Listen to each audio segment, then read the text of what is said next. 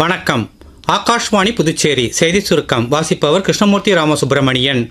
பிரதமர் திரு நரேந்திர மோடி இன்று பீகார் மாநிலம் பூர்ணியா மாவட்டத்தில் இருந்து மொத்தம் 40,000 கோடி ரூபாய் மதிப்பிலான பல்வேறு வளர்ச்சித் திட்டங்களை தொடக்கி வைத்து வேறு பல திட்டங்களுக்கு அடிக்கல் நாட்டினார்.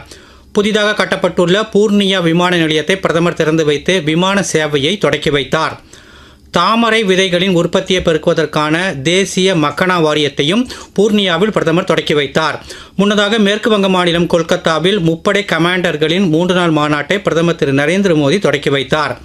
புதுச்சேரி துணைநிலை ஆளுநர் திரு கைலாஷ்நாதன் வரும் 17ஆம் தேதி புதுச்சேரியில் முதலமைச்சர் திரு ரங்கசாமி தலைமையில் நடைபெறவுள்ள விழாவில் ஆரோக்கியமான பெண்களே குடும்பத்தின் பலம் எனும் மத்திய அரசின் திட்டத்தை தொடக்கி வைக்கிறார். மத்திய திறன் மேம்பாட்டு அமைச்சக அறிவுறுத்தலின் பேரில் புதுச்சேரி அரசின் தொழிலாளர் துறை சார்பில் ஏற்பாடு செய்யப்பட்டுள்ள பிரதமரின் தொழில் பழகுனர் சேர்க்கை முகாம் மேட்டுப்பாளையம் அரசு ஆண்கள் தொழிற்பயிற்சி நிலையத்தில் வரும் 17ஆம் தேதி நடைபெறவுள்ளது. 5 முதல் 12ஆம் வகுப்பு வரை தேர்ச்சி பெற்றவர்கள், ITI மற்றும் டிப்ளமா முடித்தவர்களும், பொறியியல் பட்டதாரிகள் உள்பட அனைத்து பட்டதாரிகளும் மாதாந்திர ஊக்கத்தொகையுடன் தொழில் பழகுனர் பயிற்சி பெறலாம் என தொழிலாளர் துறை அறிவித்துள்ளது.